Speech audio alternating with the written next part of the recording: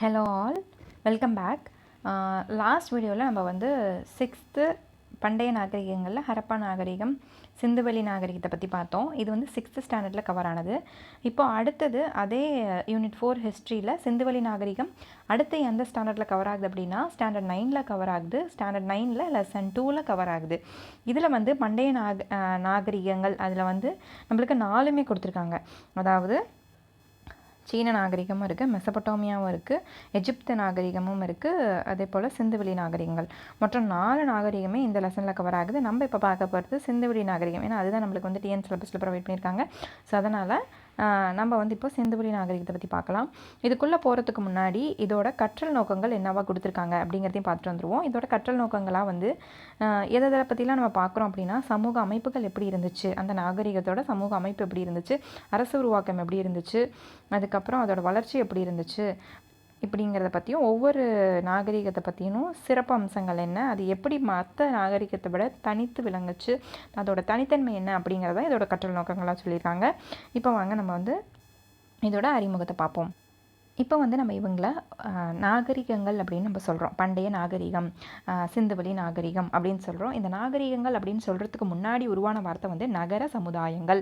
இந்த நகர சமுதாயங்கள் அப்படிங்கிறது என்ன அப்படின்னா முன்ன பார்த்தோம் இல்லையா, ஒவ்வொரு சின்ன சின்ன குழுக்கள், அதில் பார்த்தோம். குழுக்கள் வந்து பிற்படைவில் வந்து ஒரு நகரமாக மாறிச்சு, அப்புறம் நாகரிகங்கள் உருவாச்சு அப்படின்னு சொல்லி நம்ம பார்த்தோம்.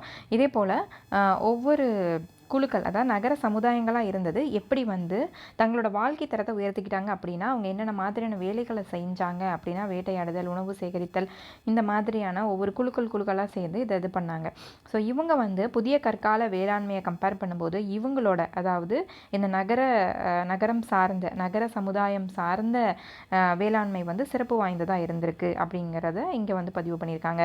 நம்ம நகர சமுதாயங்கள் வந்து எப்படி இருந்துச்சுன்னா சமூக அடுக்குகளையும் நன்கு திட்டமிடப்பட்ட நகரங்களையும் அளவீடுகள் எல்லாமே வந்து அது தனித்தன்மை வாய்ந்த அளவீடுகள், இந்த மாதிரி ஒவ்வொரு தொழில்கள், கைவினை தொழில்களாக இருக்கட்டும், வணிகமாக இருக்கட்டும், பண்டமாற்று முறையாக இருக்கட்டும், இது எல்லாமே சிறப்பாக செஞ்சு வந்தனால இதை வந்து நம்ம நகர சமுதாயங்களை நம்ம வந்து நாகரிகங்கள் அப்படின்னு நம்ம சொல்கிறோம்.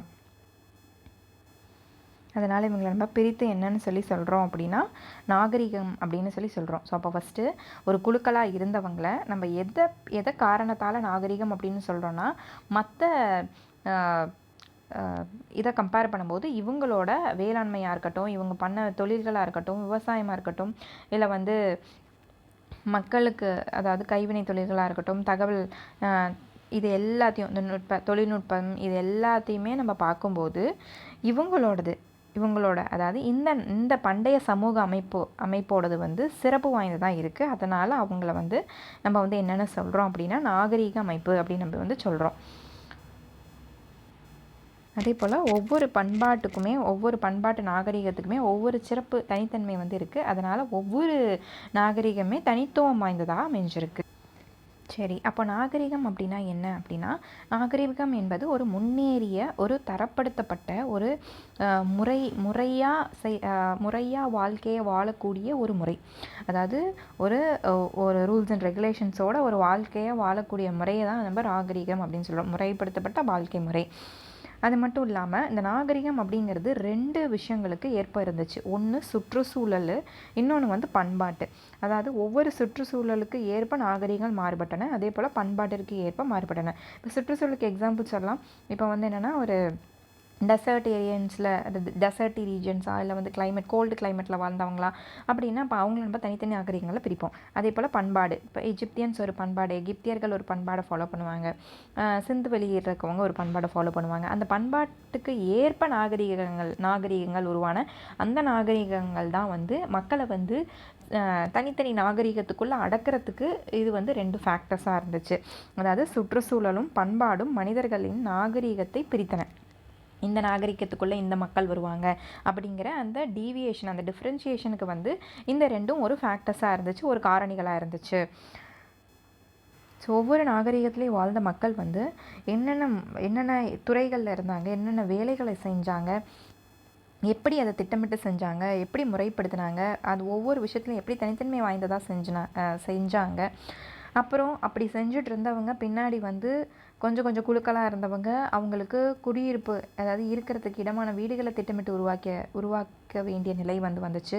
அப்போது அவங்களுக்கு அந்த மாதிரி ஒரு சில ஏரியா, அப்போ ஒரு சில ஊர்கள் ஃபார்ம் ஆச்சு. அப்போ அவங்கள ஆட்சி பண்ணுறதுக்கான ஒரு அரசியலமைப்பு தேவைப்பட்டுச்சு. அந்த அரசியலமைப்பு ஒழுங்காக இருக்கணும் அப்படிங்கிறதுக்காக ஒரு சமூக ஒழுங்குபடுத்துதல் தேவைப்பட்டுச்சு. உணவு மற்றும் கைவினைப் பொருட்கள் அவங்களே உற்பத்தி செஞ்சு முறைப்படுத்தப்பட்டது. அதே போல் நாகரிகங்களோட வடிவம் அப்போ தான் ஒரு வடிவத்துக்கு வர ஆரம்பிச்சிச்சு.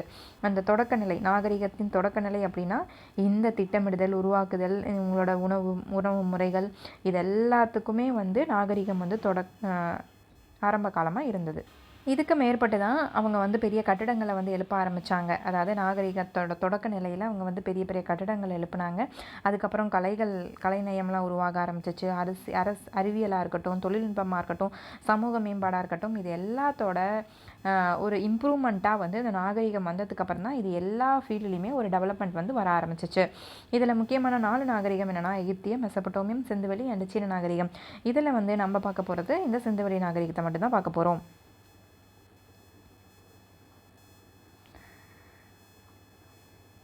இந்த சிந்துவெளி நாகரிகம் அப்படிங்கிறது நம்ம ஏற்கனவே 6th ஒரு அவுட்லைன் பார்த்துட்டோம்.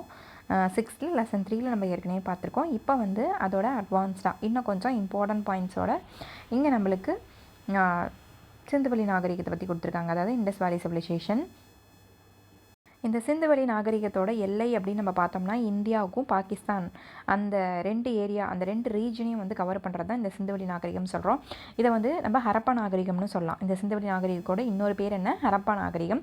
இதோட எல்லை எவ்வளோ கவர் ஆகுது அப்படின்னா இந்தியாவிலையும் பாகிஸ்தான்லேயும் சுமார் 1.மீ மில்லியன் சதுர கிலோமீட்டர்கள் இதில் இந்த சிந்துவெளி நாகரிகம் பரவி இருந்துச்சு. அப்போ சிந்துவெளி நாகரிகம் அப்படிங்கிறது எந்த ரீஜனில் இருந்துச்சு? இண்டோ பாகிஸ்தான் நம்ம சொல்லலாம்.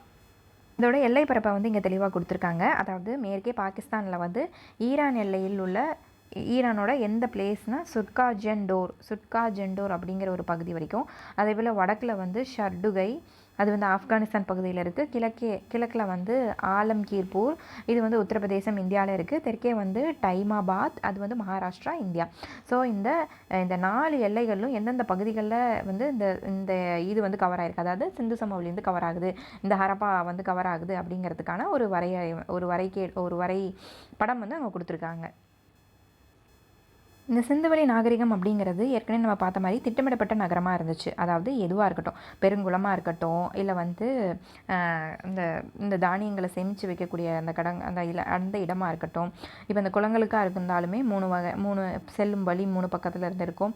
அதே போல் 3 அறைகள் இருக்கும். அந்த மாதிரி அந்த ட்ரைனேஜ் சிஸ்டமாக இருந்தாலுமே நீர் எப்படி வெளியே போகணும், ஒவ்வொரு வீடுகளுக்கும் அந்த திடக்கழிவுகள் தேக்கி வைப்பதற்கான குழிகள், இந்த மாதிரி எல்லாத்துக்குமே அவங்க ஒரு நல்ல திட்டமிடப்பட்ட செயல்களை அவங்க செஞ்சு வந்தாங்க. அதனால் இந்த நகரத்தை நம்ம என்னென்னு சொல்லலாம்னா திட்டமிடப்பட்ட நகரம் அப்படின்னு நம்ம சொல்லலாம். இந்த சிந்துவெளிக்குள்ளே கவர் ஆகக்கூடிய ரீஜன்ஸ் எல்லாமே, அதாவது அந்த ஊர்கள் எல்லாமே நம்ம போன லாஸ்ட் வீடியோவில், அதாவது 6th நம்ம கவர் பண்ணிட்டோம். இப்போது அந்த இடங்கள் இப்போது இருக்கக்கூடிய கரண்ட் இந்தியா அண்ட் பாகிஸ்தானில் எந்தெந்த ரீஜன்ஸில் கவர் ஆகுது அப்படிங்கிறது இங்கே டீட்டெயிலாக கொடுத்துருக்காங்க. அதாவது ஹரப்பா அப்படின்னு பார்த்தா பஞ்சாப் பாகிஸ்தானில் கவர் ஆகுது. மொகஞ்சதாரோ இதில் வருதுன்னா சிந்து பாகிஸ்தானில் வருது. அதே தோலாவீரா இது குஜராத் இந்தியாவில் வருது. காலிபங்கன் ராஜஸ்தான் இந்தியாவில் வருது. லோத்தல் குஜராத்லேயும், பானவாலி அப்படிங்கிறது ராஜஸ்தான்லேயும், ராககிரி அப்படிங்கிறது ஹரியானா மாநிலத்திலையும், அதே போல் கோடா அது குஜராத் மாநிலத்திலையும் ஆகிய இதெல்லாமே சிந்துவெளி நாகரிகங்கள் முன்னாடியே பார்த்தோம். அது இப்போ இருக்கக்கூடிய இந்தியாவில் எந்த இடத்துல இந்த இந்த இந்த ஊர்கள் எல்லாம் சிந்துவெளி நாகரிகங்கள்லாம் வந்திருக்கு அப்படிங்கிறத தெளிவாக நம்மளுக்கு 9th கொடுத்துருக்காங்க. ஸோ இந்த நகரத்தில் எல்லாமே திட்டமிடப்பட்டதுன்னு முன்னாடியே ஏற்கனவே சொன்னோம். சுவர்களாக இருக்கட்டும், அதே போல் தெருக்களாக இருக்கட்டும், சந்துக்கள், கழிவுநீர் போக்குவரத்துக்கு கால்வாய்கள், அதுக்கப்புறம் அவங்க யூஸ் பண்ண கற்கள், சுட்ட செங்கல், சுடாத செங்கற்கள், அது மட்டும் இல்லாமல் கட்டுமானத்திற்கு பயன்படுத்தின எல்லா பொருட்களாக இருக்கட்டும், உள்ளாட்சி அமைப்பு முறையும் திட்டமிடப்பட்டதாக தான் இருக்கும். அதே போல் வீடுகளில் மாடி வீடுகளும் சில இருந்துச்சு. மொகஞ்சதாரோவில் உள்ள மாபெரும் குளம் அப்படின்னு நம்ம சொன்னாலே அது இந்த பெரும் குளம் மொகஞ்சதாரோவில் இருக்கிறதுக்குள்ள ஒரு மிகப்பெரிய பில்டிங்காக நம்ம கட்டுமான பணியாக நம்ம சொல்லலாம். இந்த குளத்துக்கு பக்கத்தில் பல அறைகளும் இருந்துச்சு. அதுக்கு செல்றதுக்கான வழிகளும் இருந்துச்சு. இன்னமுமே சில கட்டுமான களஞ்சியங்களை பற்றின ஃபுல் டீட்டெயில்ஸ் நம்மளுக்கு இன்னுமே கிடைக்கல.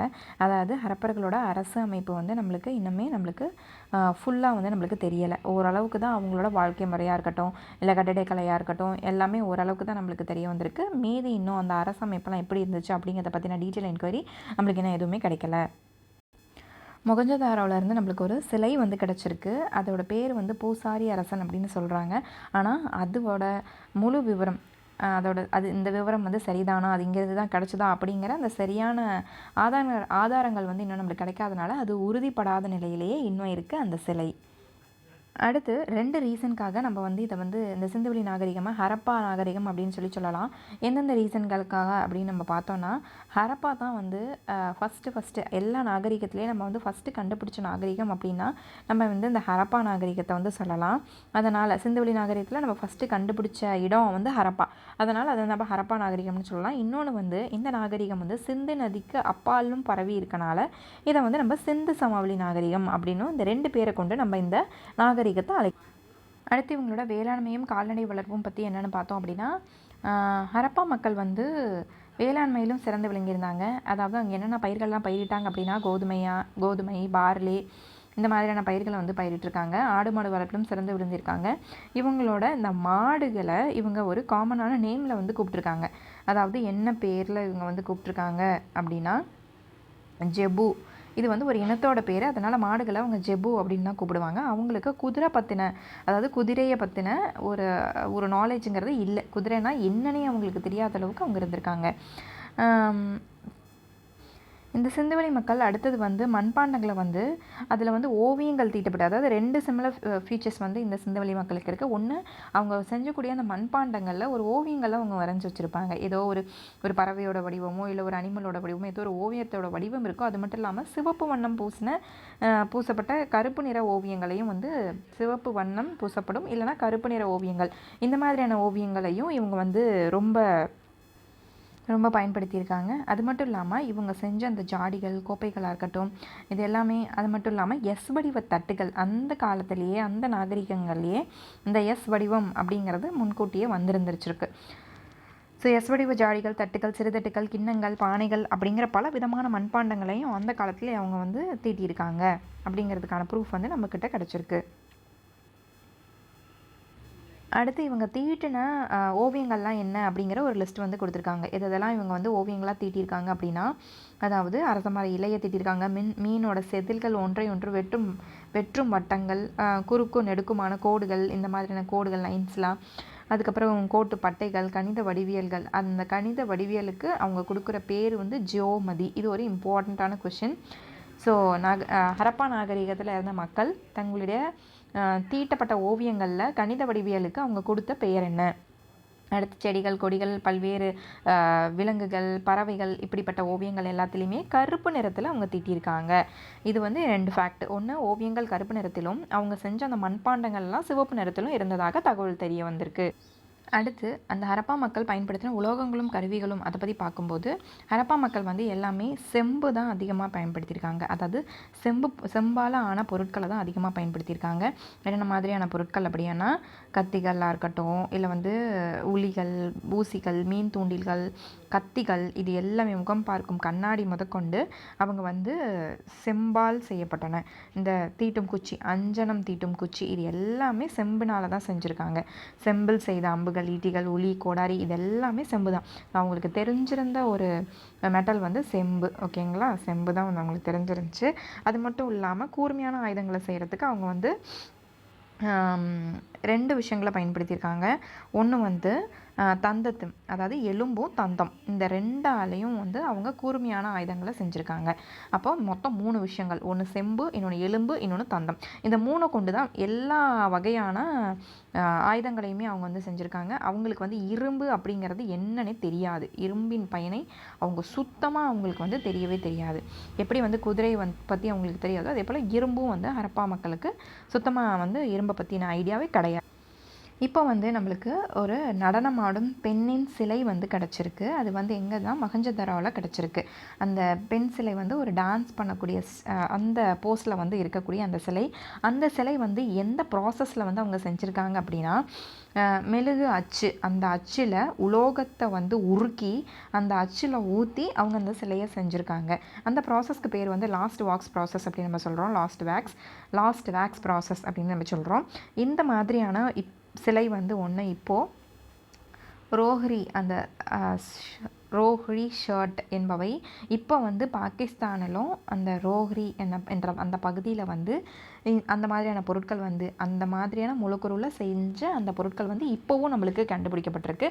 ஸோ அதுக்கு வந்து எது முன்னோடியாக இருந்திருக்கு அப்படின்னா இந்த முன்னாடி பார்த்தோம் இல்லையா அந்த லாஸ்ட் வேக்ஸ் ப்ராசஸ்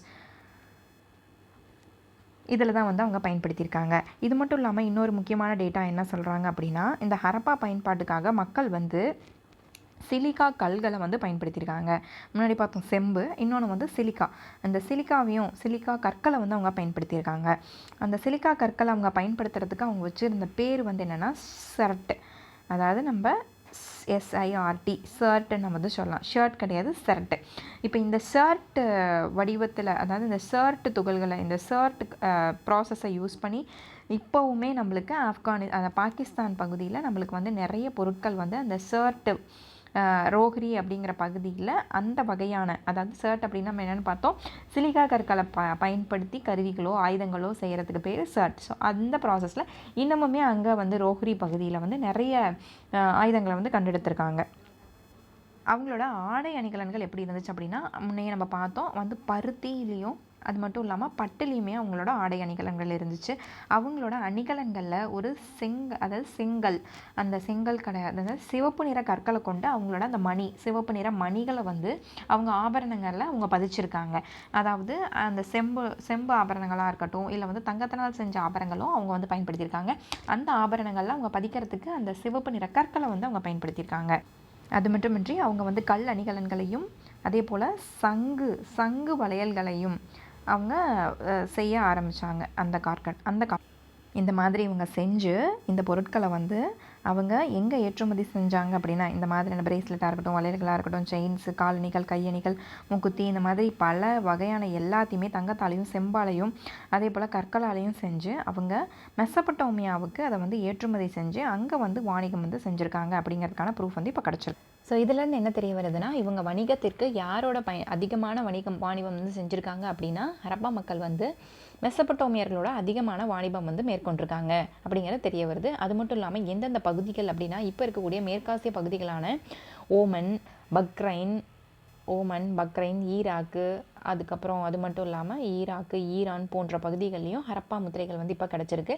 அப்போ எந்த இடத்துல அந்த முத்திரை கிடச்சிருக்கோ அந்த இடத்துல அவங்க வந்து வாணிகம் வந்து செஞ்சுருக்காங்க, அதிகப்படியான வாணிகம் வந்து அங்கே மேற்கொண்டிருக்காங்க அப்படிங்கிறதுக்கான ப்ரூஃபும் நம்மளுக்கு கிடச்சிருக்கு. இன்னொரு இம்பார்ட்டன்ட் தகவல் வந்து என்ன சொல்கிறாங்க அப்படின்னா, இந்த கியூனிஃபார்ம் அப்படிங்கிறது முதல்ல எழுத்துக்கள் தோன்றின வடிவம் வந்து சுமேரன்கள் உருவாக்குனதுன்னு முன்னாடியே சொல்லியிருந்தோம். அந்த சுமேரன்கள் வந்து எழுதப்பட்ட அந்த தகடு, அந்த ஒரு மண் தகடு மாதிரி இருக்கும். அந்த தகடுக்கு பேர் தான் கியூனிஃபார்ம். அந்த கியூனிஃபார்மில் தான் அவங்க வந்து எழுதியிருக்காங்க. இந்த கியூனிஃபார்மோட ஆவணங்கள் மெசபடோமியாவுக்கும் ஹரப்பாவுக்கும் இடையே வந்து கண்டெடுக்கப்பட்டிருக்கு. அதில் வந்து அந்த கியூனிஃபார்மில் எழுதியிருந்த ஒரு தகவல் வந்து என்ன அப்படின்னா, மெலுஹா அப்படிங்கிற ஒரு குறிப்பு வந்து அந்த யூனிஃபார்மில் கண்டெடுக்கப்பட்டிருக்கு.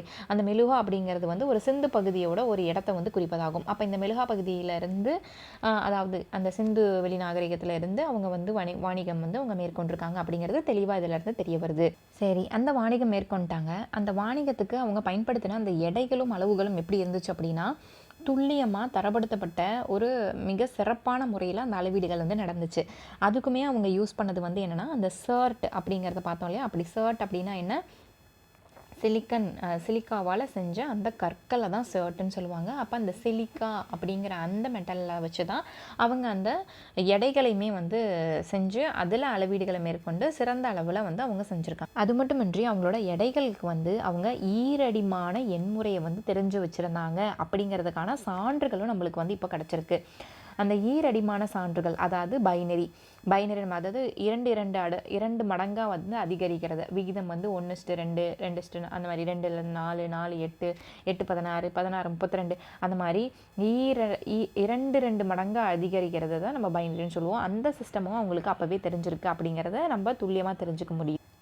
இவங்க அந்த வாணிகத்துக்கு பயன்படுத்தின முத்திரைகள் வந்து எதால் செஞ்சப்பட்டிருந்தது அப்படின்னா செம்பு மற்றும் தந்தம், சுடுமண் தந்தம், இதால் வந்து செய்யப்பட்டிருந்த முத்திரைகளை வந்து அவங்க கண்டுபிடிச்சிருக்காங்க. அது மட்டும் இல்லாமல் அவங்களோட எழுத்துக்கள் வந்து எப்படி இருந்துச்சு அப்படின்னா இதுவரை அவங்களால படிக்கப்பட முடியல. அதாவது அவங்க எழுத்தை வந்து வாசிக்க நம்மளால் முடியலை. ஆனால் வாசிக்க முடியலைனாலும் அவங்கக்கிட்ட இருந்து சுமார் 5000 சிறு எழுத்து தொகுதிகள் வந்து கண்டுபிடிக்கப்பட்டிருக்கான். ஆனால் அதை வந்து நம்மளால் உச்சரிக்க முடியலை. ஸோ இது ஒரு இம்பார்ட்டன்ட் ஃபேக்ட்டு. அதை நம்மளால் படிக்க முடியலை. பட் இருந்தாலும் அவங்கக்கிட்ட இருந்து நம்ம ஒரு 5000 எழுத்துக்களை வந்து நம்ம கண்டுபிடிச்சிருக்கோம். சில அறிஞர்கள் வந்து இந்த எழுத்துக்கள் வந்து திராவிட இன மொழி இனத்தை வந்து சேர்ந்தது அப்படின்னு சொல்லி கண்டுபிடிச்சிருக்காங்க. ஸோ இதுவே முதல்ல இந்திய பண்பாடு உருவாகத்திற்கு ஒரு அடித்தளமாக இருந்திருக்கோன்னு சில அறிஞர்கள் வந்து கூறியிருக்காங்க. இவங்களோட ஓவியங்களாக இருக்கட்டும், இல்லை சிலைகளாக இருக்கட்டும், மட்பாண்டங்கள் செஞ்ச மட்பாண்டங்களாக இருக்கட்டும், நம்மளுக்கு 2 இது வந்து கிடச்சிருக்கு. இப்போது அது வந்து ஹரப்பா மக்களோட கலைத்திறமையை வந்து நம்மளுக்கு எடுத்துக்கூடுற வகையில் வந்து அமைஞ்சிருக்கு. அதாவது 2 சிலைகள் கிடச்சிருக்கு. ஒன்று மதகுரு. இந்த மதகுரு அல்லது நம்ம வந்து உங்களை அரசன்னு சொல்லலாம். அப்படி இல்லைனா செம்பில் செய்யப்பட்ட ஒரு நடனமாடும் பெண் சிலை. இதை வந்து நம்ம ஏற்கனவே 6th வீடியோவில் டீட்டெயிலாக பார்த்துருக்கோம். இதோட லிங்க் கீழே இருக்குது. நீங்கள் வேணால் இதை போய் செக் பண்ணி டீட்டெயிலாக இந்த பெண் சிலையை பற்றி நீங்கள் தெரிஞ்சுக்கலாம். இந்த ஹரப்பா மக்களோட பொழுதுபோக்கு விளையாட்டுகளாக எதெல்லாம் இருக்குது அப்படின்னா கிளிகிழப்புகள், பொம்மை வண்டிகள், கோழிக்குண்டுகள், இந்த மாதிரி சுடுமண் சில்லுகள், இந்த மாதிரியான பல வகையான இவங்களோட பொழுதுபோக்கு விளையாட்டுகளோட அந்த மாதிரியான பொருட்களும் நம்ம இப்போ கண்டு எடுத்திருக்கோம். இந்த சிந்துவெளி மக்கள் வந்து நிறைய பெண் சிலைகளை வந்து நம்ம கண்டெடுத்திருக்கோம். இந்த பெண் சிலைகள் இவங்க செஞ்சதுக்கான காரணங்களாக என்ன இருக்கும் அப்படின்னா இவங்க வந்து பெண் தெய்வத்தை வந்து அதிகமாக வழிபட்டிருக்காங்க அப்படிங்கிற ஒரு ஃபேக்ட் தெரிய வருது. இது மட்டும் இல்லாமல் இவங்க வந்து இறந்தவர்களை புதைப்பதோட அந்த வழக்கத்தையும் அவங்க ஃபாலோ பண்ணிட்டு வந்திருக்காங்க. அப்போது எரிக்கும் வழக்கம் அந்த இடத்துல இருந்ததுக்கான சான்று இல்லை. அப்போ இறந்தவர்கள் அவங்க என்ன பண்ணியிருந்திருக்காங்கன்னா புதைத்ததற்கான சான்று தான் இருக்குது. அப்போது இந்த சிந்துவெளி மக்கள் புதைத்து மட்டும்தான் வந்திருக்கு. இவங்களோட எழுத்துக்களை நம்ம சரியாக படிக்க முடியாத காரணத்தினால இவங்களோட பண்பாடு நாகரிகம் எப்படி இருந்துச்சு, எதெல்லாம் பின்பற்றினாங்க அப்படிங்கிறத பற்றி முழுமையான தகவல் நம்மளால் தெரிஞ்சுக்க முடியாத மாதிரி இருக்குது. இந்த சிந்துவெளி மக்கள் வந்து 2 இடங்களில் நோக்கி இவங்க வந்து இடம்பெயர்ந்திருக்காங்க. ஒன்று கிழக்க நோக்கி ஒரு சாரர் போயிருக்காங்க, மற்றொரு சாரர் தெற்கு நோக்கி இடம்பெயர்ந்திருக்காங்க. ஹரப்பா மக்களை சிலர் வந்து இந்தியாவில் பல்வேறு பகுதியிலையும் குடிபெயர்ந்ததற்கான வாய்ப்பு இருக்குது அப்படிங்கிறத தொல்பொருள் ஆராய்ச்சியாளர்கள் வந்து இப்போ குறிப்பிடுறாங்க. அவங்களோட எழுத்துக்களுக்கான பொருள் வந்து நம்மளுக்கு தெரிஞ்சாதான் அவங்களோட முழுமையான பல கேள்விகளுக்கு நம்மளுக்கு வந்து விடை வந்து தெரியும். சிந்துவெளி நாகரிகத்தில் இருக்கக்கூடிய பல மக்கள் வந்து பல குழுக்களாக இருந்திருக்காங்க. அந்த குழுக்களை எதை வச்சு அவங்க பிரித்தாங்க அப்படின்னா அவங்க செய்யக்கூடிய தொழில்களை வச்சு பிரிச்சிருக்காங்க. அதாவது அவங்க வந்து கால்நடை வளர்ப்போராக இருக்கட்டும், இல்லை வந்து வேட்டையாடுபோராக இருக்கட்டும், உணவு சேகரிப்பராக இருக்கும், இந்த மாதிரி குழுக்களில் வந்து அவங்கள பிரிச்சிருக்காங்க. கிமு 3300 முதல் கிபி 2600 வரையான காலகட்டம் வந்து தொடக்க ஹரப்பா அப்படின்னு சொல்லி நம்ம சொல்கிறோம். அதே போல் தொடக்க காலம் ஹரப்பனோட தொடக்க காலம்னு சொல்லி சொல்கிறோம். அதே போல் 2600 1900 வரைக்கும் காலகட்டத்தை முதிர்ந்த ஹரப்பா, அதுதான் வந்து இருக்கிறதுலே முதிர்ச்சி நிலை, எல்லாமே டெவலப்டு ஸ்டேட்டில் இருந்திருக்கு. அதுக்கப்புறம் பிந்தைய ஹரப்பான்னு சொல்லி சொல்கிறது வந்து 1700. அப்போ 3 காலகட்டங்களில் ஹரப்பாவுக்கு நம்ம சொல்லலாம். ஒன்று 3300 2600 வரைக்கும் தொடக்க ஹரப்பா, அப்போ தான் ஆரம்ப காலகட்டம். 2600 1900 வரைக்கும் முதிர்ச்சி, அது வந்து நல்ல டெவலப்டு ஸ்டேட்டில் இருக்கிறது. அதுக்கப்புறம் 1700 அப்புறம் வந்து இது வந்து பிந்தைய ஹரப்பா அப்படின்னு சொல்லலாம். அதிலிருந்து அந்த வீழ்ச்சி வந்து தொடங்க ஆரம்பிச்சிச்சு. இந்த சிந்துவெளி நாகரிகத்துக்கான வீழ்ச்சி வந்து 1900 தொடங்கிடுச்சு நம்ம சொன்னோம் இல்லையா. அதுக்கான பல காரணங்கள் வந்து சொல்கிறாங்க. ஒன்று வந்து மெசபடோமியர்களோட வாணிகம் வந்து வீழ்ச்சி அடைந்தது காரணமாக இருக்கலாம், இல்லை நதிக்கரை ஓரத்தில் இருந்தனால வெள்ளப்பெருக்கு காரணமாக இருக்கலாம், இல்லை சுற்றுச்சூழல் காரணமாக இருக்கலாம், இல்லை இயற்கை காரணமாக இருக்கலாம், அடுத்து அந்நியர் படையெடுப்பதுக்கு காரணமாக இருக்கலாம், அதோட நதியினோட வறட்சி ஒரு காரணமாக இருக்கலாம். இது எல்லாமே வந்து மக்கள் வந்து அந்த நதிக்கரை ஓரத்தில் இருந்து சொன்னாலே தெற்கு கிழக்கு அதுக்கப்புறம் இந்தியாவோட பல்வேறு பகுதிகளில் அவங்க வந்து இடம்பெயர்ந்து போனாங்க அப்படிங்கிறதுக்கான காரணமாக இருக்கலாம். இதனால் ஒரு இடத்துல, அதாவது இந்தோ பாகிஸ்தான் அப்படிங்கிற அந்த ஏரியாவில் இருந்த சிந்து வெளி மக்கள் வந்து பல இடங்களுக்கு தங்களோட பிழைப்பு தேடி காரணமாக பிரிஞ்சு தங்களோட அந்த சிந்து வெளி நாகரிகம் வந்து அதிலிருந்து சரிய தொடங்கி பிரிய ஆரம்பிச்சிச்சு. இந்த ஹரப்பா மக்களோட எழுத்துக்களை ஆய்வு செஞ்சுருக்காங்க. ஏன்னா நம்மளுக்கு பல கேள்விகளுக்கு ஹரப்பா மக்களை பற்றி இன்னும் தெரியாதனால அந்த எழுத்துக்களை பற்றி இப்போ தெரிஞ்சுக்கிட்டால் நம்மளுக்கு வந்து அவங்க எந்த மாதிரியான வாழ்க்கை முறையை வாழ்ந்தாங்க அப்படிங்கிறது நம்மளுக்கு தெளிவாக தெரியும் அப்படிங்கிறதுக்காக இதில் நிறைய ஆராய்ச்சி வந்து செஞ்சுட்டு இருந்திருக்காங்க. அப்போது ஹரப்பா மக்களுக்கு வந்து எழுத்துக்களை ரொம்ப தெரிஞ்சிருந்துச்சு. அவங்க ஏதோ எழுதியிருக்காங்க. அவங்களோட எழுத்துக்கள் வந்து எங்கெங்கெல்லாம் நம்மளுக்கு தெரிய வந்துச்சு அப்படின்னா சுடுமண் முத்திரைகளாக இருக்கட்டும், மண்பாண்டங்களாக இருக்கட்டும், இது எல்லாத்துலேயுமே அவங்களோட எழுத்துக்கள் வந்து நம்ம பார்த்துருக்கோம்.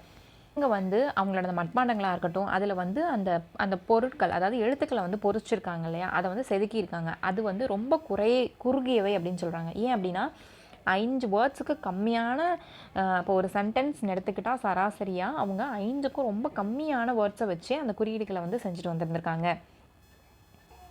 இன்னொரு சிந்துவெளி சமத்திலேருந்து நம்மளுக்கு கிடச்ச கல்லோட பேர் வந்து ரோசட்டா கல். அந்த ரோசட்டா கல்லை 3 மொழிகளையும் பயன்படுத்தி அவங்க வந்து எழுதியிருக்காங்க. இந்த மாதிரியான எழுத்துக்கள் வந்து இதில் வந்து பயன்படுத்தப்படவில்லை. அதாவது இந்த மண்பாண்டங்களில் இவங்க சிந்துவெளி மக்கள் எழுதியிருக்காங்களே அதில் வந்து பயன்படுத்தப்படவில்லை. அப்போ அதுக்கும் இதுக்கும் வேறு டிஃப்ரென்ஸ் இருக்குது அப்படின்னு சொல்லி ஒரு ஆராய்ச்சியாளர்கள் சொல்லியிருக்காங்க. அது மட்டும் இல்லாமல் எழுத்துக்கள் வந்து வல பக்கத்துலேருந்து இடப்பக்கமாக அவங்க வந்து எழுதியிருக்காங்க அப்படின்னு ஒரு ஃபேக்ட் வந்திருக்கு. அது மட்டும் இல்லாமல் கணினி மூலயமா அந்த எழுத்துக்களை நம்ம பகுப்பாய்வு செஞ்சு பார்க்கும்போது அந்த செஞ்ச ரஷ்ய அறிஞரோட பேர் வந்து என்னென்னா யூரி நோரோசோவ். ஸோ இவர் தான் வந்து அந்த அறிஞர். அவர் எந்த நாட்டை சேர்ந்தவர்? ரஷ்யா நாட்டை சேர்ந்தவர். இதெல்லாம் வந்து ஒரு இம்பார்ட்டன்ட் ஃபேக்ட்டு. பகுப்பாய்வு செய்த ரஷ்ய அறிஞரின் பெயர் யூரி நோரோசோவ். இவர் தான் வந்து என்ன சொல்லியிருக்காருன்னா, சிந்துவெளி மக்களோட எழுத்துக்கள் வந்து திராவிட மொழி குடும்பத்தை போல் ஒரு சிமிலாரிட்டியோடு இருக்குது, அந்த மொழி குடும்பத்திலேருந்து வந்திருக்கிறதுக்கான வாய்ப்பு இருக்குது அப்படின்னு சொல்லி யூரி நோரோசோவ் வந்து சொல்லியிருக்காரு. இவருக்கு அடுத்ததாக வந்தவர் வந்து, அதாவது யூரி நோரோசோவுக்கு அடுத்ததாக வந்தவர் வந்து அறிஞர் ஐராவதம் மகாதேவன். இவர் அடுத்தது யாருன்னா மகாதேவன். இவர் வந்து என்ன சொல்லியிருக்காருன்னா, அதே போல தான் இந்த ஹரப்பா மொழியின் மூல வேர்கள்லாம் பார்க்கும்போது நம்மளுக்கு திராவிட மொழிகளோட ஒப்பிடுற மாதிரி, அதுக்கும் இதுக்கும் ஒரு ஒத்துமை இருக்கிற மாதிரி தெரிய வருது அப்படின்னு சொல்லி அந்த மகாதேவன் வந்து சொல்லியிருக்காரு. அதை எந்த ப்ரூஃபை வச்சு சொல்லியிருக்காரு அப்படின்னா, மயிலாடுதுறையில் இவங்க கண்டெடுத்த, அதாவது ஏஎஸ்ஐ ஆர்கியாலஜிஸ்ட் வந்து கண்டெடுத்திருக்காங்க. அந்த குறியீடுகள் எல்லாமே சிந்துவெளியில் கண்டெடுத்த குறியீடுகளாகவும் அந்த குறியீடுகளுக்கும் இந்த திராவிட மொழிகளுக்கான குறியீடுகளுக்கும் ஒத்துமை இருக்குது அப்படின்னு சொல்லி இந்த மகாதேவன் வந்து சொல்லியிருக்காரு. எங்கேருந்து கண்டெடுத்திருக்காங்க? மயிலாடுதுறையில் கண்டெடுத்த இந்த சிந்துவெளி கற்களில் பதிச்சிருக்க அந்த குறியீடுகள் வந்து திராவிட மொழி குறியீடுகளோட ஒப்புமை வாய்ந்ததாக இருக்குது அப்படின்னு சொல்லி மகாதேவன் வந்து கூறியிருக்காரு. இதை ப்ரூவ் பண்ணுற வகையில் இதுக்கு அடுத்தது ஒரு கண்டுபிடிப்பு நடந்திருக்கு. அது வந்து மே 2007 வந்து நடந்திருக்கு. மே 2007 நம்மளோட தமிழ்நாடு தொல்லியல் துறையாளர்கள் வந்து பூம்புகாருக்கு அருகில் இருக்கக்கூடிய ஒரு ஊர், அந்த ஊர் பேர் வந்து மேலே பெரும்பள்ளம். அந்த ஊரில் வந்து யானைகள் மேலே குத்தி இருக்க அம்பு போன்ற குறியீடுகளை வந்து கண்டெடுத்திருக்காங்க. இந்த குறியீடுகள் வந்து மொஹஞ்சதாரோவில் கண்டெடுக்கப்பட்ட குறியீடுகளில் இருந்த குறியீடுகள் மாதிரியே இருக்குது. அப்போது பூம்புகாருக்கும் மொஹஞ்சதாரோவுக்கும் இருந்த குறியீடுகள் ஒரே மாதிரி இருக்கிறதா இவங்க வந்து கண்டெடுத்திருக்காங்க. இப்போ அந்த குறியீடுகளை நம்மளுக்கு ஒரு சட்டக வடிவமில் கொடுத்துருக்காங்க, ஒரு டேபிளேஷனில் கொடுத்துருக்காங்க. இது வந்து ரொம்ப இம்பார்ட்டண்ட்டான ஃபேக்ட்டு. இதை வந்து நீங்கள் தெளிவாக பார்த்து வச்சுக்கணும். அதாவது குறியீடு கொடுத்து நம்மளுக்கு கேள்வியில் கேட்க மாட்டாங்க. இந்த பசுமீன் அப்படிங்கிறது, இப்போ இந்த ஒழிப்பு முறை வந்து நம்ம பசுமீன் அப்படின்னு அந்த மீனை கூப்பிட்றோம் அப்படின்னா, அந்த பசுமீனோட பொருள் என்ன? அதாவது பச்சை விண்மீன் புதன் கிரகம், அந்த கிரகத்தை வந்து குறிக்கிறனால பச்சை விண்மீன்களை தான் அது எல்லாமே குறிக்குது. மீன் அப்படிங்கிறது விண்மீன்களை குறிக்குது. அந்த விண்மீன்களில் அது வந்து புதன் கிரகத்தை குறிக்குது. அதே போல் இப்போ இந்த 3 கோடு இருக்க மீன் அப்படின்னு நம்ம எடுத்துக்கிட்டோம்னா அதை வந்து நம்ம மெய்மை மீன் சொல்கிறோம். அப்போ மெய்மை மீனோட பொருள் என்ன அப்படின்னா, மெய்மைனா கருப்பு. அப்போ கருப்பு விண்மீன், கருப்பு அப்படின்னாலே சனி கிரகம். இந்த கலரை வச்சு நம்ம கிரகத்தை கணிச்சிடலாம். அப்போ மெய்மீன் அப்படின்னா என்ன கலர் அப்படிங்கிறத நீங்கள் பார்த்துக்கணும்.